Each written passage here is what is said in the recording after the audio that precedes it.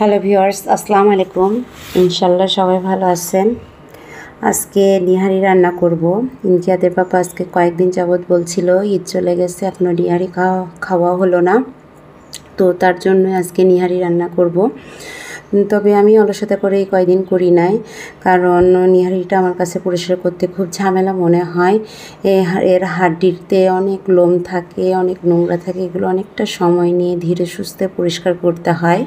তো এই যে নিহারিটা প্রেশার কুকারে একবারে নিয়ে নিয়েছি।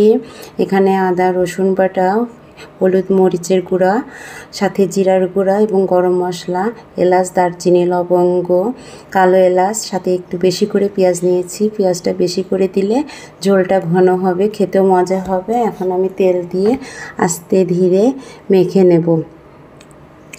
তো নিহারিটা এখন যতটা মানে এই যে তেজপাতা দিতে আমার ভুলে গেছিলাম, এখন আবার তেজপাতাটা দিয়ে দিলাম। এখন আস্তে আস্তে মেখে নিব, কারণ এর হাড্ডির ধারে হাত কেটে যাওয়ার সম্ভাবনা আছে। আমিও কয়েকবার গুঁতা খেয়েছি, এই কারণেই আস্তে আস্তে মেখে নিচ্ছি। এখন এতে পানি দিয়ে দেব। পানিটা একটু বেশি করেই দিব, কারণ কম পানি দিলে সিটি যখন বেশি করে তুলব নিচে ধরে যাবে, তাই একটু পানিটা বেশি করে দিচ্ছি যাতে নিচে ধরে না যায়। এখন হাত দিয়ে এই হাড্ডিগুলো সুন্দর করে সাইজ করে দিচ্ছি যাতে ঢাকনাটা লাগাতে সমস্যা না হয়। এই যে ঢাকনাটা লাগিয়ে দেব। যদিও নিহারি নেই হাঁড়িতে কিছু, তবুও দেখা যায় নিহারি যে হাঁড়িতেই রাখা যায় হাঁড়ি একদম ভরপুর হয়ে যায়। এখন প্রায় 12টা সিটি তুলে নিয়েছি। এই যে ঢাকনাটা খুলে দেখব কি অবস্থা। আস্তে আস্তে আমি ঢাকনাটা খুলে নিচ্ছি। অনেক গরম, হাতে ছ্যাঁকা খেয়েছিলাম প্রায় একবার, এই জন্যই আমি আস্তে আস্তে খুলে নিচ্ছি। দেখেন কালারটা কি সুন্দর আসছে। তো একটু চেক করে নেব, যদি সিদ্ধ না হয় তবে আবার ঢাকনাটা দিয়ে আবার 3-4টা সিটি তুলব, কিন্তু না, অনেকটাই সিদ্ধ হয়ে গেছে। এখন মোটামুটি তেলে দিলে কিছুক্ষণ ফুটালেই ঠিক হয়ে যাবে। এই যে এখন আমি তেলে বেশি করে একটু পেঁয়াজ দিয়ে ভেজে নিচ্ছি। একটু লাল লাল করে ভেজে নেব যাতে পেঁয়াজটা নরম হয়ে যায়, কারণ পেঁয়াজ কাঁচা থাকলে আর ভালো লাগবে না।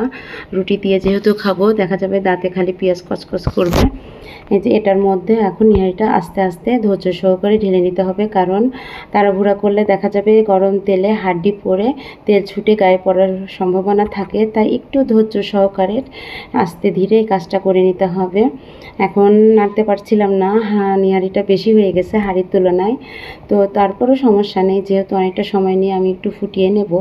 এই যে প্রায় 20-22 মিনিট তো আমি ফুটালাম। এখন উপর থেকে ভাজা জিরার গুঁড়া ছিটিয়ে দিচ্ছি। এখন প্রায় 2-3 মিনিট মতো আস্তে চালে রেখে চুলাটা বন্ধ করে দিব। এখন কি সুন্দর কালার আসছে। এদিকে আমি রুটি বানিয়ে নিচ্ছি রাতে ডিনারের জন্য। ইনকিয়াদের পাপা রুটি দিয়েই নিহারিটা খেতে বেশি পছন্দ করে। তো আজকের ভিডিওটা এখানেই শেষ করছি। আল্লাহ হাফেজ।